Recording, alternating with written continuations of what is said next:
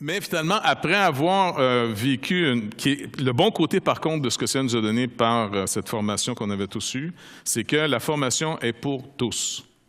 Ça, c'est un bon point.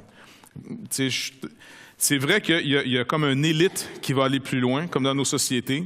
Il y a toujours une élite qui va aller plus loin. Et par cette élite, par des gens que Dieu rend capables, les projets, notre société, par exemple, ou d'autres, bien, ça avance. La même chose, je pense, dans l'Église. Et ça vient rencontrer ce que l'apôtre Paul nous dit dans l'Épître aux Éphésiens lorsqu'il parle du don de Christ qui varie. Et le don de Christ pour chacun n'est pas le même. À qui j'ai beaucoup donné, je demande plus. À qui j'ai moins donné, il va demander moins, c'est sûr. Mais au-delà de la vocation, l'appel, les capacités, on est tous destinés à atteindre notre maturité. Et ça ne se fait pas autrement que de se nourrir sainement des Écritures. Parce que c'est une perception qui va donner la victoire ou non. Et la perception de Dieu ne vient que par les Écritures. Mes voix ne sont pas vos voix. Le problème, encore une fois, puis j'aime le répéter, vraiment, je veux le répéter, je me le répète, je vous le répète, trop souvent, on a surévalué, surexposé l'aspect moral de l'Évangile. Et ça a un côté très négatif. Parce que des gens ont l'impression que, puisque moralement ça va, ils n'ont pas faim d'étudier la parole de Dieu. Ils se pensent vraiment matures. C'est faux. La maturité ne se mesure pas par moralité. C'est sûr que une personne qui est en santé spirituellement est morale. Mais il y a des gens qui n'ont aucune communion avec Dieu qui sont morales, qui vont très bien, et ils sont en train de se perdre. Le chrétien ne doit pas perdre de vue que ses pensées, sa pensée naturelle, sa bonne pensée, qui est très bonne dans la vie de tous les jours, parce qu'elle est collectivement produite pour être acceptable. C'est comme ça qu'on vit en collectivité. C'est pour ça que nos sociétés, en ce moment, entre autres en Occident, vivent une tension énorme, parce qu'on a plein de cultures qui rentrent en même temps, puis on n'a plus le commun dénominateur qu'on pouvait avoir avant. Et là, ça produit une moyenne tension. Mais finalement, dans l'Église, on est toujours dans le processus d'amener toute pensée captive à Christ. Pas rien que les pas bonnes. Méfiez-vous surtout des bonnes. Pour continuellement les amener aux pieds du Seigneur, à sa parole, pour voir est-ce qu'elles sont générées par le conseil de Dieu ou elles sont générées par le bon côté de l'arbre de la connaissance du bien et du mal. Et ça peut vraiment être quelque chose de différent. Donc, c'est vraiment qu'on puisse se le répéter régulièrement. Sinon, on pourrait passer à côté. Puis ça serait quand même triste, là. Mais bref, tout ça pour dire qu'il y a une formation pour tous, pour essayer d'arriver à maturité, et chacun de nous découvrira en chemin la vocation, la portion qu'il est dans le corps de Christ. Et là, on peut se réjouir que certains sont à l'aise, ils vivent un temps fantastique dans l'intercession. Si vous les mettez devant tout le monde ou les exposez pour qu'ils donnent, par exemple, la prédication, ça les tue. D'autres ont développé finalement devant Dieu, par cette communion toujours, d'amener l'Évangile. On est tous témoins, on peut tous parler de l'Évangile, on devrait tous, en passant, être un sujet d'espérance dans les lieux où on est, parce que finalement, on est le sel de la terre. Le rôle d'Israël, c'était de rappeler aux nations du monde entier qu'à cause de l'Alliance, il y a de l'espoir. Mais si Israël à l'époque ou l'Église aujourd'hui ne parle pas, alors on est du sel qui perd sa saveur et on ne sert absolument à rien. Mais par contre, il y a des gens au milieu de nous qui vont être des évangélistes. Ils vivent sans arrêt dans l'espoir de pouvoir témoigner de leur foi à quelqu'un et de prêcher l'Évangile. Ils attendent qu'une occasion. Ils provoquent des occasions. Ils ne tiennent pas en place 2 minutes. Ils sont comme à la chasse. Littéralement. Ils s'en vont à l'épicerie, ils essaient de voir, y a-t-il une porte qui va s'ouvrir? Ils sont au travail, ils sont continuellement en train de faire leur travail comme il faut, c'est sûr, mais ils ont la tête ailleurs en disant, est-ce que Dieu m'ouvre une porte? Ils sont obsédés de sortir l'Évangile. Pour eux, là, la vie chrétienne, c'est de sortir l'Évangile. Puis pas juste la régénération, le salut, le pardon des péchés, toute la bonne nouvelle. Ils sont obsédés par ça. D'autres, ils sont vraiment fascinés par comprendre ce que Dieu nous dit. Ils sont continuellement en train de poser des questions au Seigneur, sonder les Écritures. Leur communion fait d'eux des docteurs qui nous ramènent continuellement au conseil de Dieu. Ils en sont obsédés. Et eux autres aussi, ils cherchent des occasions sans arrêt pour corriger le tir. Ils sont toujours là en train de dire « C'est bien, mais c'est pas exactement ça. » Ils corrigent le tir. Ils sont un petit peu fatigants des fois, tu sais. Comme le docteur Vellman. Ils sont à ramener l'orthodoxie, la précision. D'autres, ils sont vraiment des diacres, des gens avec une très grande compassion. Ils voient les gens. Vous allez me dire, normalement, on devrait voir. C'est pas évident. Il y a des gens qui voient les gens et ils voient dans quel état ils sont. Et les vrais diacres, remplis du Saint-Esprit et de sagesse, ils ont la compassion de Dieu continuelle à cœur. Ils sont dans leur tête continuellement en train ils pleurent pas, mais c'est comme ils souffrent la souffrance des autres. Ils la sentent. Ils voient quelqu'un arriver, là, ils voient au-delà du sourire, au-delà du bonjour. Et ces gens-là, vous n'avez pas besoin de leur dire que vous êtes en besoin, que vous avez un problème. Et à la limite, ils ne vous diront pas non plus, écoutez, si vous avez un problème, venez nous voir. Ils vont vous trouver. Et discrètement, ils ont vraiment un cœur pour vous aider. C'est le cœur de Dieu. Comme Dieu fait. Fait que si on veut tout être, on ne devient rien.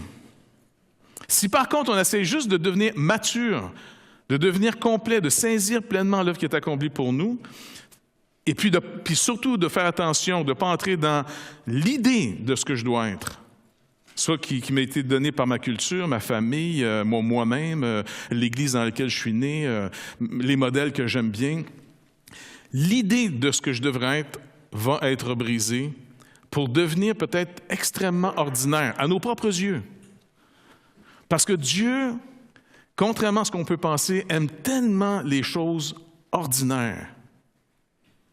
Et nous, ce n'est pas pour rien qu'on aime les choses extraordinaires, des choses qui sont élevées, parce qu'on est toujours dans cette obsession démoniaque, vous serez comme Dieu.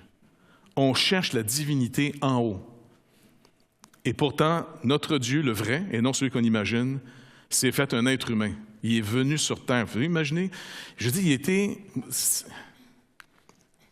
il ne s'est pas juste fait apparaître. Il a passé 9 mois dans le sein d'une femme. Écoute, moi, si je serais Dieu, là, je ne perdrais pas ce temps-là, tu comprends? T'es là, dans 9 mois, pour être accouché. Elle a accouché, Marie a accouché, Jésus, Dieu fait homme. Et puis, il a pris le temps de devenir totalement humain, donc totalement dépendant de ses parents. Marie a changé les couches à Dieu.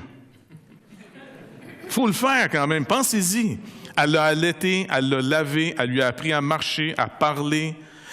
Le rabbin, finalement, de son village, qui devait sûrement pas être une sommité mondiale. Nazareth est un lieu méprisé. Je n'aimerais pas une place, je tombe toujours sur une place où quelqu'un reste là. Mais c'est les grands rabbins, ceux qui ont le grand succès, on les envoie rejoindre. Leur obsession de devenir Dieu est comme celle d'aujourd'hui. Si tu as du succès, tu ne resteras pas à Nazareth. Tu vas aller à Jérusalem. Tu vas aller dans le grand centre, le lieu, la place. Donc, sûrement, le pauvre Jésus devait avoir comme instructeur peut-être un gars qui a de la difficulté à lire. Non, ça me surprendra quand même. Mais il a appris les Écritures. La parole de Dieu a appris la parole de Dieu. Il l'a appris. Il l'a lu. Il l'a mémorisé. Il l'a gardé dans son cœur. Il a appris l'obéissance par toutes les épreuves, comme nous. Il a appris à dépendre du Père sans jamais pécher. Et pendant, on pense, environ 30 ans, il était dans l'ombre. 30 ans. Il y en a, ça fait 15 minutes qu'ils sont sauvés, ils veulent leur appel là. Ah ouais, donne-moi mon appel. C'est quoi mon appel? 30 ans. Dieu, 30 ans.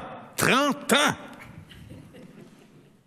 Puis je suis sûr qu'il n'a pas fait bien des voyages, il n'a pas été au Tibet étudié comme certains pensent, ou encore dans les pyramides. Non, il est resté à Nazareth, Au mieux, peut-être, des fois, il a descendu en bas de la côte, il a fait un petit tour en Galilée. C'est toujours demandé si c'était se baigner sur le bord de la mer. C'est toujours le fun de la mer, quand même. Mais peut-être des paysans, à ce temps-là, c'était, tu ne vas pas à la plage. C'est peut-être nouveau, ça, d'aller te faire toaster sur une plage. Pas vrai? Peut-être que des gens avant travaillaient assez fort que tu n'en vas pas en plus te faire brûler sur une plage. Tu vois, ils se cachaient du soleil. Puis Jésus, notre modèle. Et avez-vous remarqué, il était tellement ordinaire, il était tellement normal, selon la norme de Dieu, et non selon la norme des hommes. La norme humaine, c'est qu'on est toujours dans le mensonge, vous serez comme Dieu.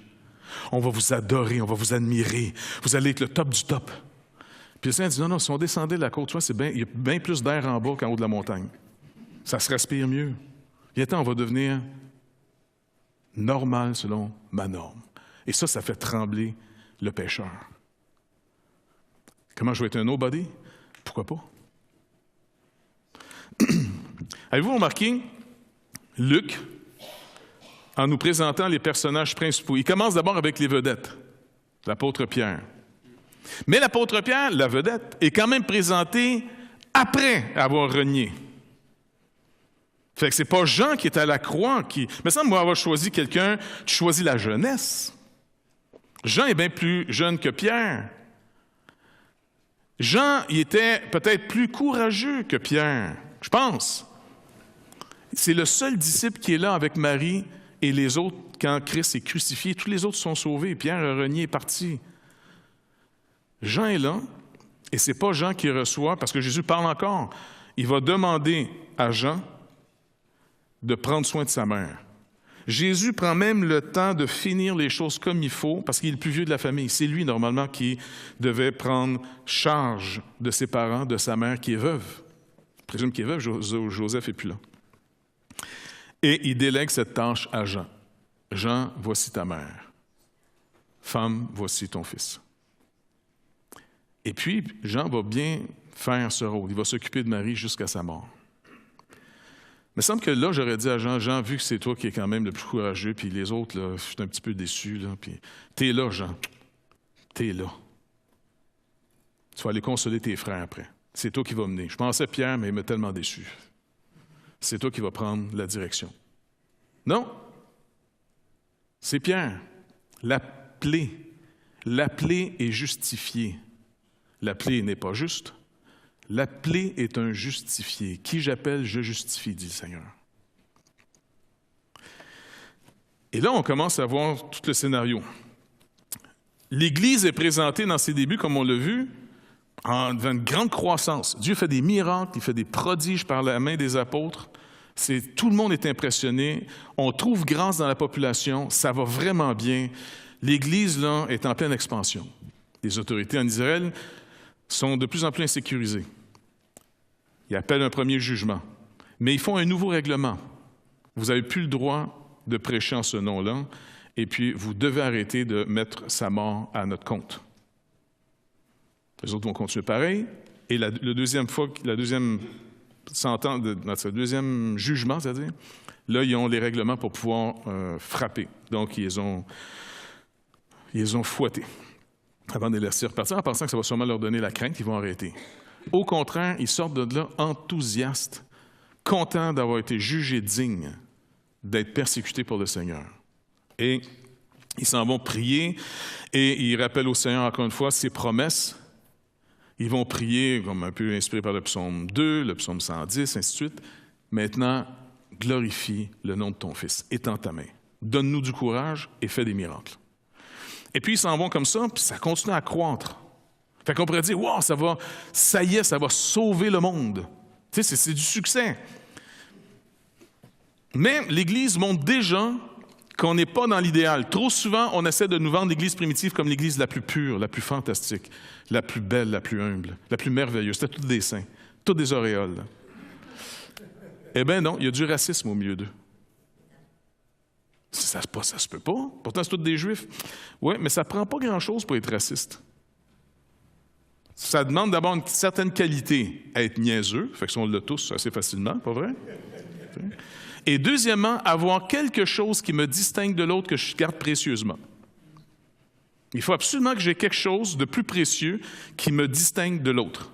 Et ça commence à faire une forme de hiérarchie de développement. Dans l'Église primitive, ils ont tous cru à un salut par pure grâce. C'est les apôtres qui le prêchent. Ils ont quand même de l'humilité. Mais pour eux, les Juifs nés sur cette sainte terre d'Israël, sont beaucoup plus proches de Dieu, sont sûrement plus aimés de Dieu, ont plus de valeur pour Dieu que les Juifs qui font partie de la diaspora, ceux qui sont nés finalement dans les pays étrangers et qui ont été inévitablement souillés par les fausses connaissances, les cultes païens, le contact avec les païens. Ils sont sûrement cérémonialement beaucoup plus impurs que ceux qui sont sur le sol propre, saint et béni d'Israël. Et dans cette Église, il a commencé à y avoir une forme de mépris. Les veuves de la diaspora sont moins bien traitées que les veuves des Hébreux. Les apôtres reconnaissent que le travail a été mal fait. Ils ont vraiment de l'humilité. Ils ne sont pas comme certains pensant que leurs erreurs viennent de Dieu.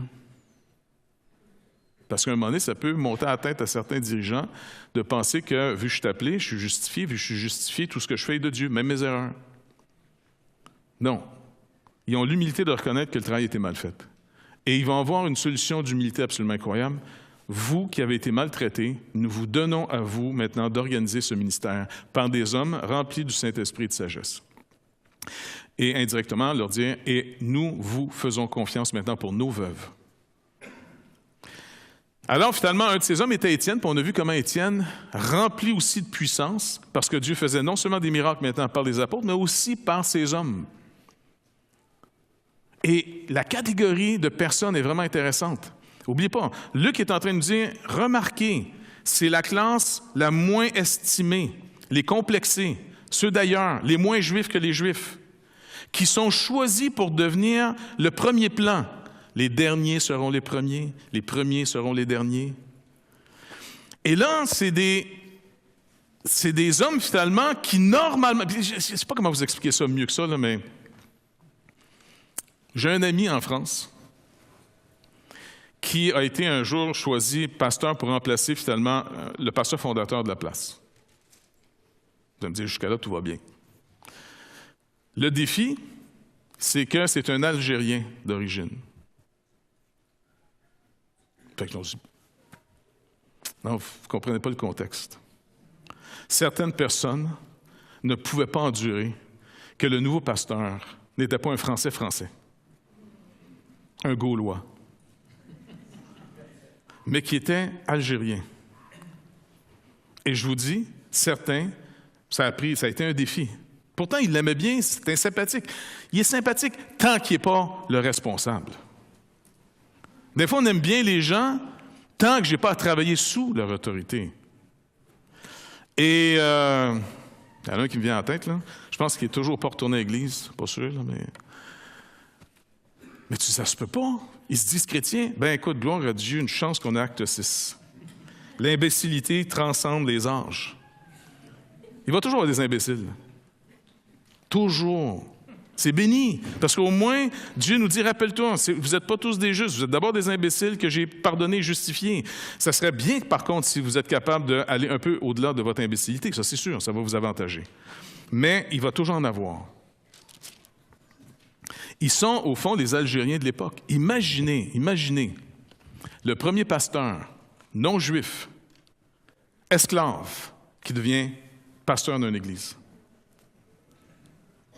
Peux-tu imaginer, tu es juif, puis tu avais ce gars-là comme esclave, c'est un païen. Oui, c'est sûr, on aime Jésus tous les deux, mais quand même, c'est une sous-race, parce que Dieu est très bon, il peut sauver n'importe qui. Et ce sous-race-là, vous savez, le pasteur, ça a dû être une crise majeure. Les derniers seront les premiers. Dieu aime casser tout ce qui est élevé aux yeux des hommes, parce que la parole nous dit, tout ce qui est élevé aux yeux des hommes est une abomination aux yeux du Seigneur. C'est cette lumière que Dieu veut nous donner. Elle n'entrera pas si facilement dans nos cœurs parce qu'elle va bouleverser nos idoles. Elle va bouleverser nos idéaux. Elle va bouleverser tout le bien qu'on adore pour faire place au bien véritable de Dieu. Je pense qu'on est quand même bien parti. Hein? Bref, tout ça pour dire qu'il nous présente finalement c'est comme si tu veux vendre quelque chose, tu ne vends pas le produit en montrant les défauts. Mais le Saint-Esprit va nous montrer la réalité. Il ne nous charme pas, il ne nous séduit pas. Alors, bonne leçon pour nous autres, on n'a pas besoin de charmer personne lorsqu'on annonce l'Évangile. On va donner le message, on s'en va en donnant le message, et puis dire aux gens, préparez-vous à un vrai reality show. Celui-là, il est réel. Vous allez voir, il n'y a pas d'actage ici. À la limite, les acteurs vont être démasqués. Et puis là, le Seigneur va nous faire rentrer dans tout le côté, un peu comme vous dit, en tout cas, Bill Tullian, qui a dit finalement, on avait l'impression, quand on se convertissait, que la vie chrétienne, ça monte, hein? On monte vers les hauts, vers les lieux élevés, vers le Seigneur, on monte vers lui. Il dit non, il dit, j'ai découvert que la vie chrétienne, c'est de descendre dans des cavernes, puis découvrir qu'il y a une autre galerie en dessous de ça en plus, puis tu n'arrêtes pas de descendre en disant, coudon, y a-t-il une fin à ça? Et puis ça a l'air que la fin, c'est quand Christ vient te chercher en disant, maintenant c'est fini. Et tu es délivré. Mais entre-temps, tu vis devant cette tension, et étrangement, tu te réjouis de plus en plus, car c'est la joie du Seigneur qui est ma force. Non pas ce que je suis. Plus on le réalise, plus on entre dans cette joie et dans cette liberté, et plus on réalise que Dieu appelle du monde ordinaire, il y a de l'espoir pour n'importe qui. Il y a de l'espoir non seulement pour le salut de n'importe qui, mais il y a de l'espoir pour n'importe qui de marcher avec le Seigneur puis de se rendre au bout. Pour 15 ans, je ne peux pas être appelé, je ne sais pas, je ne suis pas d'une bonne famille, ou je sais pas, je n'ai pas d'éducation, ou je n'ai pas ci, ou je n'ai pas ça. Étienne arrive, on ne sait pas d'où, il fait un message, mais c'est le plus long des actes. Il t'explique ça, puis il leur montre clairement comment ils ont pris les moyens de Dieu pour faire voir le problème et de rester dans l'espérance de la promesse. Ils en ont fait le but. Les moyens en ont fait littéralement le but, en pensant que les moyens pour révéler le problème, pour eux, c'est devenu les moyens pour régler le problème. La loi n'est pas le moyen de régler le problème, la loi est là pour révéler le problème. Et la promesse est là pour régler le problème, pas la loi. Mais bref, il leur montre ça. Après ça, il leur rappelle, en pensant, vous êtes aussi raide de cou, votre cou est aussi raide que vos pères. Vous êtes aussi meurtrier. Et il le prouve, il s'énerve, il le lapide et le tue. Puis Étienne finit là. Maintenant, il est dit au chapitre 8, puis on va commencer à lire, jusqu'à verset 13. Saul avait approuvé le meurtre d'Étienne. Retenez bien cette petite phrase parce que vous allez la retrouver plus tard quand Saul va revenir sur la scène. C'est comme si on fait une parenthèse pour montrer où se passe principalement l'activité de Dieu. OK? Rappelez-vous de ça. Il y a vraiment ici l'activité de Dieu. Normalement, nous, si on était à l'époque, on aurait tous mis nos jetons sur l'Église juive de Jérusalem. Jérusalem. Toutes les promesses, c'est Jérusalem. Sion va sortir le salut vers le monde entier. Oui, mais ça ne sera pas par les Juifs. Toute l'attention, le premier plan, va sur ceux qui étaient méprisés et non sur ceux qui étaient honorés. Ce n'est pas les apôtres maintenant qui vont être mis en premier plan. Ça va être de plus en plus cette catégorie de gens de la diaspora. Ça, c'est très intéressant. Donc, Luc qui finit un peu comme cette parenthèse, il l'ouvre pour dire en passant, Saul, là, il respirait, il avait approuvé, c'est-à-dire le meurtre d'Étienne. Parfait. Il y eut en ce jour-là une grande persécution contre l'Église de Jérusalem et tous, excepté les apôtres, se dispersèrent dans les contrées de la Judée et de la Samarie. Des hommes pieux ensevelirent Étienne et le pleurèrent à grand bruit. Saul, de son côté, ravageait l'Église, pénétrant dans les maisons, en arrachant hommes et femmes et les faisait jeter en prison. Ceux qui avaient été dispersés allaient de lieu en lieu, annonçant la bonne nouvelle de la parole. Philippe, étant descendu dans la ville de Samarie, y prêcha le Christ. Les foules tout entières étaient attentives à ce que disait Philippe lorsqu'elles apprirent et virent les miracles qu'il faisait.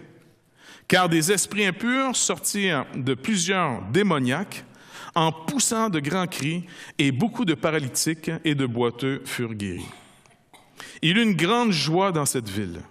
Et il y avait auparavant dans la ville un homme nommé Simon, qui, se donnant comme pour personnage important, exerçait la magie et provoquait l'étonnement du peuple de la Samarie. Tous, depuis le plus petit jusqu'au plus grand, l'écoutaient attentivement et disaient « Celui-ci est la puissance de Dieu, celle qui s'appelle la grande ». Ils écoutaient attentivement parce qu'ils avaient longtemps été étonnés par ses actes de magie. Mais quand ils eurent cru à Philippe, qui leur annonçait la bonne nouvelle du royaume de Dieu et du nom de Jésus-Christ, hommes et femmes se firent baptiser. Simon lui-même crut, et après avoir été baptisé, il ne quittait plus Philippe, et il voyait avec étonnement les miracles et les grands prodiges qu'il opérait. On va arrêter ici pour juste voir ensemble un peu ce que Luc est en train de nous montrer. Deuxième personnage qui arrive maintenant après la mort d'Étienne, c'est ce fameux Philippe. Philippe, un autre gars de la diaspora. Si vous remarquez, l'activité en ce moment se fait par les Juifs grecs. Ceux qui lisent leur Bible quand ils peuvent, mais par une version. Ça fait déjà moins magique. Ils ne lisent pas la Bible en hébreu. Ils lisent la Bible version. Tu sais, ça fait comme... C'est le fun quand ton pasteur n'arrête pas de te lire ça dans le grec ou dans l'hébreu. Tu sais, puis il dit, voilà, puis là, tu es là, il est tellement merveilleux. Notre pasteur, on ne comprend rien, mais il est merveilleux. Il est tellement intelligent. Nous autres, on ne comprend pas, mais il est tellement merveilleux, on l'aime. Ça, c'est de la magie. Ça, là, c'est fantastique. Surtout de donner, finalement, des explications que tu es sûr que personne ne peut vérifier parce que personne ne connaît les livres dans lesquels tu as cherché, puis tu fais semblant que tu as trouvé ça tout seul. On aime ça. On aime ça. Autant ceux qui le font que ceux qui écoutent. C'est un show. Encore une fois, ça vient chercher quoi? Vous serez comme Dieu. Vous allez être merveilleux. Vous allez être exceptionnel. Les gens vont vous adorer. Pas vrai, on aime ça? On aime ça. Il y a un théologien qui disait, Gérard Ford, il disait que si on peut arriver à être délivré de plein de drogues, puis des drogues solides, là, comme la cocaïne ou d'autres, et on ne pourra jamais être délivré, on va toujours combattre l'addiction à l'adoration de soi-même. Il dit ça, c'est... Tu sais, tu n'as pas juste une voiture pour te transporter du point A au point B, c'est une marque. C'est pas croyant, vrai? Tu n'as pas juste quelque chose à dire, tu veux leur faire savoir d'où tu sais toutes ces choses-là. On veut. On est en désespoir d'approbation. Le seul remède à ça, pour pouvoir contrer les effets négatifs, les patchs, là, bon, mais c'est, Seigneur, rappelle-moi que tu m'aimes. Rappelle-moi, vraiment de demander au Seigneur, rappelle-moi que tu m'aimes. Parce que si j'ai tout en lui, je peux après ça dire maintenant, je ne crains aucun homme. Vous vous rappelez l'histoire que j'ai racontée sur l'approbation? Je ne sais pas si Serge est là, Serge Charette, es-tu là aujourd'hui? Non. Peut-être qu'il est pris dans sa campagne avec la neige. Peut-être. Serge Charette, à l'époque, était celui qui avait tout l'audio. Celui que Gilles finalement a remplacé par après. Et puis, c'était une période un peu tough. J'avais le don, puis je l'ai encore malheureusement, de me mettre dans le trouble publiquement. Et puis, à la radio, j'avais une émission de radio à l'époque, en direct, fait que tu ne peux pas trop filtrer. Et puis, ça arrivait que, des fois, je m'énervais ou, je disais des choses. Et puis, il est arrivé aussi qu'à un moment donné, j'avais été prêcher un message au Saguenay. Puis, ce n'était pas nécessairement mon meilleur message. J'avais même averti Pasteur Réal, je dis non, aujourd'hui, j'aime mieux pas prêcher, parce que j'avais rencontré des témoins de Jéhovah. Puis, sur le coup, j'avais été comme prêt à aller comme les confronter, jusqu'à temps que je réalise que c'était un vieux monsieur avec un petit garçon. Il pleuvait dehors, on était à Tadoussac. Et puis, honnêtement, là, c'est comme si j'étais saisi d'une compassion et d'enragé de ce que la religion, peu importe la dénomination, nous autres les chrétiens, on fait aussi souvent les mêmes affaires, de mettre des gens sous une pression comme ça pour qu'ils soient approuvés de Dieu, puis approuvés du groupe. Puis, honnêtement, j'essaie quasiment de les apprivoiser puis de les faire rentrer dans la maison, puis ils ne voulaient pas, tu sais, ben venez, prendre un café, ou tu sais... Et puis, ils ne voulaient pas, non, c'était le... Fait que cette fois-là, j'étais mal, puis... En tout cas, tu sais, ça ne sort pas de ta tête, on dirait. Fait que là, le soir, on était partis au Saguenay, puis c'est là que le pasteur m'a demandé de... Il dit, non, amène la page. Je dis, non, c'est pas une bonne... Non, ouais, fait que, OK, 2-3 mots. 2-3 mots, ça n'existe pas, là, mais bon. Et là, je m'énerve. Mais là, je m'énerve, j'envoie promener le diable, et puis, puis là, je m'énerve au point de, écoutez, là, je suis tanné de dire, là, moi, je me fais accuser que une fois sauvé, toujours sauvé, doctrine de démons. Moi, vous dire, moi, qui c'est qui est dans la doctrine de démons ici? Tous ceux qui menacent les gens en disant, si tu marches pas droit, tu vas perdre ton salut, là. Si bol, ça, c'est du diable. Puis là, je commence à m'énerver là-dessus, pas à peu près. Fait qu'inévitablement, ce message qui est enregistré, et je ne le savais pas, Monsieur Tremblay, M. Paul Tremblay, trouve le message vraiment bon. Il dit, si quelqu'un ne comprend pas la grâce avec ça, il est vraiment bouché par les deux bouts. Ça fait qu'il y a une femme, justement, qui vient le voir d'une autre église, elle dit, mais la grâce, c'est quoi la grâce? Ben, j'ai justement un bon message pour toi. Fait qu'il lui donne cette cassette-là sur la grâce. Ça défrise la madame un peu, tu comprends, elle n'est pas habituée. Et ça se retrouve dans toute l'administration d'une certaine dénomination. Et là, je suis mis sur la liste noire. Bref, les mauvaises nouvelles, si vous voulez vous faire connaître, c'est le meilleur moyen. Ça fait que, ça pour venir qu'on est dans une période, ça va, en tout cas, je me dis, c'est pas grave, on continue. Mais là, M. Alexander arrive, et puis on fait une conférence sur la fin des temps à l'Armée du Salut, Centre-Ville de Montréal, fait que tout le monde est invité. Puis à l'époque, M. Alexander, c'était quand même le gars qui écrit des livres, tout ça, tu sais, fait que... Et on est là, en train de, tu sais, puis là, je suis au milieu de tous mes amis. Ça va? Et puis M. Alexander est avec nous quand même. C'est la Bible parle qui est en arrière de ça. Fait que là, je suis là, j'ai besoin d'approbation, mais de manière chronique, là. Parce que le besoin d'approbation, il est pas mal. C'est chez qui tu vas aller le chercher. C'est comme le besoin d'être aimé, c'est pas mal, mais chez qui tu vas le chercher? Le Seigneur nous demande de ne pas chercher chez l'autre, mais lui, de venir à lui. Il dit qu'il va pourvoir tous nos besoins. Fait que là, je dis, OK, Seigneur, regarde, là, tu me vois, là, je suis au milieu de mes ennemis, là, puis je l'ai peut-être cherché un peu quand même, je l'avoue. Mais toi, Seigneur, honnêtement, toi, tu penses quoi de nous et plus précisément de moi? En voulant dire, c'est moi qui mets tout le monde dans le trouble. La Bible parle, me suit, ils ont la réputation que moi je leur donne, tu sais. C'est quand même béni d'être inconscient, hein, pas? Vous êtes dans un genre d'inconscience de ne pas réaliser des fois, c'est nous. Bref, tout ça pour dire que je suis là, j'écoute, Seigneur, j'ai besoin, et je regarde. M. Alexander est en train de parler des 7 églises d'Apocalypse. Hein? Bon, ben, dis-moi par sa bouche, puis c'est un Suisse, puis les Suisses sont pas réputés pour être des complimenteux. Contrairement aux Américains, c'est « Yeah, great, marvelous, wow, incredible ». Les Suisses sont très british. C'est les British français. Ça donne pas trop de... Pas vrai, non, dans le sens... Les Américains, si vous voulez vous faire édifier, allez faire un tour aux États-Unis. Vous allez au restaurant, vous voulez même partir de là. « Hey, dear, how are you doing today? » Même ma femme ne me reçoit pas de même le matin, tu vois. Fait que tu vas aux États-Unis pour te faire édifier, ils ont développé cette capacité d'une manière incroyable. Mais des fois, tu te demandes, ils m'aiment-tu tant que ça? Pourtant, elle ne me connaît pas, cette madame-là, tu sais, je comprends pas. Come back there, eh? Yeah, sure, tu comprends? Bon. Mais les Suisses sont très... assez british. Ça ne donne pas de compliments. Ça veut vérifier s'il n'y a pas une erreur quelque part. Ne nous excitons pas, surtout si tu viens du mouvement des frères, tu as encore une surdose. Fait que c'est absolument impossible que M. Alexander donne un compliment. Bon, mais Seigneur, voici le miracle que je te demande. Tu nous approuves-tu, ou bien là, tu me dis, débarque. Dis-moi-le par M. Alexander. Dis-moi si la Bible parle, tu t'approuves ce que tu es en train de faire, si c'est vraiment toi qui es en train de faire ça, ou non.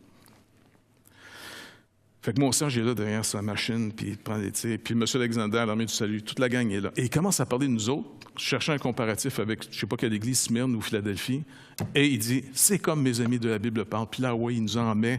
Moi, j'en reviens pas. Là, je nage dans l'approbation, tu comprends? Et j'ai dit, cette cassette-là, on la fait reproduire des millions de fois. Ça fait qu'après le message est fini, je vais voir Serge. Hey, Serge, il faut que tu me donnes cette cassette-là. Serge, il est là, il est mal. Il dit, écoute, parce que je ne sais pas comment t'expliquer ça. Elle s'est auto-détruite. Je te le dis, vous lui demanderez à Serge, je vous le dis. C'est comme ça s'est mis à sortir, puis elle s'est chiffonnée, chum. Moi, je suis là, t'es pas sérieux. Fait qu'il dit, oui, ben il dit, fais-toi-en pas, gars, on va être au Saguenay la semaine prochaine, puis il va refaire le même message. Fait comme de fait, quand on arrive au Saguenay, il refait le même message, sauf qu'il ne parle pas pantoute de nous autres. Il redevient le Suisse qu'il est. Pantoute. Mais c'est comme si ça dit, hey, Tu ne m'avais pas demandé finalement de l'approbation, tu étais en crise d'approbation, je t'en ai donné. C'est comme si le Seigneur te montre, hein? Après que tu es béni, on dit, mais waouh, mais dis-moi, te montrer à quel point tu es pourri. Toi, là, tu vas écœurer tous les autres avec ça après. Hein? C'est quelqu'un! Tu vois? Il dit, mon petit écœurant, je t'ai édifié, mais maintenant, reprends ton trou et on continue à marcher. Mais c'est ça, notre Dieu. Il sait très bien que c'est qu'il rachète. On peut faire connaître tous nos besoins au Seigneur. Il va s'occuper de nous autres. S'il voit un moment donné qu'il y a une surchauffe, il nous met dans l'eau froide. Tu comprends? Et puis, on continue à marcher. Mais c'est vrai. C'est pour ça que là, il va prendre, non pas André ou Philippe, l'apôtre, il prend Philippe nobody. Philippe, qu'on ne sait pas d'où ce qui arrive lui non plus. Philippe, qui ne sait pas où ce qui est instruit, il a juste écouté les messages des apôtres. Et ce Philippe est tellement loin de Dieu qu'il continue dans la même ligne. Et lui, il s'en va chez les Samaritains qui, n'oubliez pas, les Samaritains étaient encore plus méprisés. Les Juifs, là, ne faisaient pas sentir les Samaritains. Puis en passant, ils se le rendaient bien mutuellement, là, tu sais, je veux dire. Jésus avait ouvert la porte vers la Samarie. Il a comme cassé l'arrogance juive de ses apôtres face aux Samaritains, puis il dit, la moisson est grande, ouvrez vos yeux, regardez. Mais eux autres, la bonté de Dieu irait jusqu'à sauver des Samaritains. Dieu est bon à ce point. Nous, on comprend qu'il nous aime, là, mais eux autres? Qu'est-ce qui fait que le juif pense que c'est normal que Dieu le sauve lui, mais que ce ne serait pas normal qu'il sauve un Samaritain? C'est quelque chose de précieux qu'il a, qui le distingue des autres. Méfiez-vous de ce qui est précieux dans votre vie et qui vous distingue des autres. Méfiez-vous-en autant que vos faiblesses qui pourraient vous amener dans le péché, péchez. Ça marche? Méfiez-vous pas seulement de vos faiblesses, méfiez-vous de ce qui vous rend arrogant. Méfiez-vous, puis gardez ça entre vous et Dieu, de tout ce qui vous distingue d'un autre en disant « moi, je ne suis pas comme lui ». Non, le Seigneur peut te montrer, par contre, tu es pire que lui. Fait que là, le spotlight est de moins en moins sur les apôtres, de plus en plus sur les nobody de l'Assemblée. Philippe. Philippe fait comme les apôtres des miracles. Philippe, comme les apôtres, a l'autorité de rendre manifeste que le royaume de Dieu et les envoyés du roi arrivent et chassent l'imposteur, les démons qui possèdent ici des gens. Philippe fait des œuvres tellement grandes qu'il impressionne même le gars qui faisait de la magie sur place. Et tout le monde est en train de croire le message de Philippe. Les gens se font baptiser et ils croient que Jésus-Christ est vraiment le sauveur attendu. Philippe. Philippe, qu'on va revoir plus tard dans les Actes, au chapitre 22, surnommé l'évangéliste. Philippe l'évangéliste. Il y avait des filles, puis ces filles, c'était des prophétesses. Philippe. Mais dans le prochain message, si Dieu me permet de le donner, on va se poser la question, mais comment ils ont su, comment ils ont vu, comment ils ont compris qu'ils n'avaient pas le Saint-Esprit? Ils ont cru, ils sont baptisés, mais comment on sait qu'ils n'ont pas le Saint-Esprit? Ça, c'est une question intéressante. Fait qu'on va arrêter ici aujourd'hui. On remet ça au Seigneur. N'oubliez pas, en votre confiance, encore une fois, si vous retenez une chose du message, plutôt que mes délires, rappelez-vous finalement, Dieu prend les derniers, en fait, des premiers. Dieu veut de nous l'humilité. Méfiez-vous de ce qui vous donne de l'importance. Vous avez besoin d'approbation, il n'y a absolument aucun problème.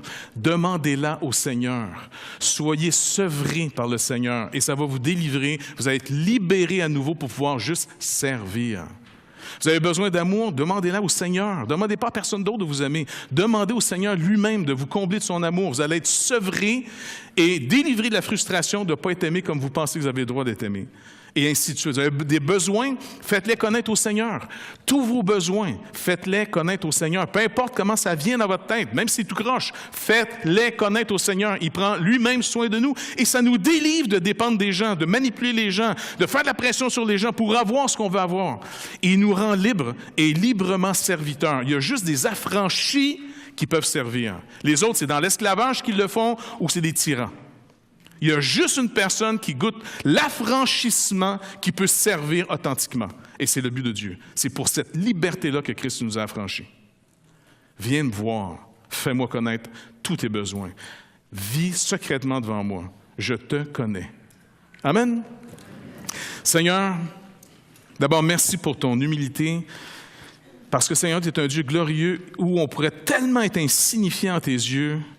Je veux dire, tu nous rappelles, puis on se rappelle nous-mêmes, qu'on n'est que poussière. On est de l'argile. que tu as façonné et tu as soufflé un esprit de vie en nous afin qu'on devienne une âme vivante. Mais Seigneur Dieu, dans ton amour, puis dans ton humilité, dans ta douceur, tu nous donnes de l'importance en tournant les regards vers nous. Tu nous donnes une très grande importance, non pas par rapport à ce qu'on fait, mais par rapport à l'attention que tu nous donnes. Puis je te loue, puis je te remercie encore aujourd'hui, Seigneur Dieu, pour cette fois où je sais que je me suis mis moi-même dans le trouble et puis j'aurais pu être plus sage, plus aimant vers les autres, plus respectueux. Mais merci, Seigneur Dieu, de ton sens aussi de l'humour, ta joie d'être au milieu de nous. Vraiment, comme Proverbe 8 dit, c'est vrai que tu fais vraiment ta joie au milieu des fils de l'homme. Seigneur, bénis-nous encore une fois de cette joie qui est la tienne, qui devient notre force.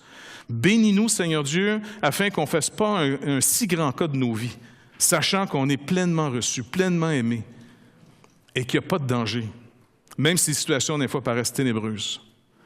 Tu n'es pas seulement celui qui fait le jour, tu es aussi celui qui fait la nuit, et tu règnes autant la nuit que le jour. Et rien t'est impossible, rien te dépasse. Et tu te plais à un cœur brisé qui tremble devant ta parole. Seigneur, bénis-nous encore une fois de ta présence. Bénis-nous surtout de nous rendre conscients que tu es au milieu de nous. C'est une chose d'être au milieu de nous, mais si on n'est pas conscient que tu es dans nos vies, tu es avec nous, alors Seigneur Dieu, on passe à côté. On cherche ailleurs encore notre secours. On cherche ailleurs encore nos provisions. Fait que Seigneur, s'il vous plaît, encore une fois, donne-nous des yeux pour voir, des oreilles pour entendre et un cœur pour croire en ta parole et de marcher avec toi, Seigneur Dieu, dans la joie de ton salut. Peu importe ce que tu dessines devant nous. Des justifiés qui découvrent des galeries souterraines encore plus profondes. Mais Seigneur, tu fais la lumière dans ces galeries. Et quand tu transformes les ténèbres en lumière, eh bien, ça devient lumière. Ça perd son effet de nous manipuler, de nous motiver étrangement.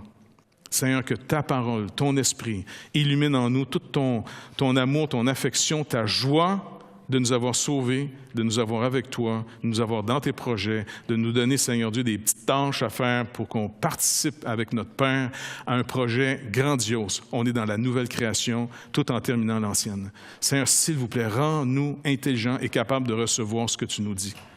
Et qu'on ne soit pas un sol non travaillé, mais qu'on soit ce bon sol que tu as travaillé afin que ta parole puisse être reçue dans nos cœurs avec douceur, ce qui peut sauver nos vies. Alors, merci Père, dans le précieux nom de Jésus. Amen. Bonne semaine à tout le monde.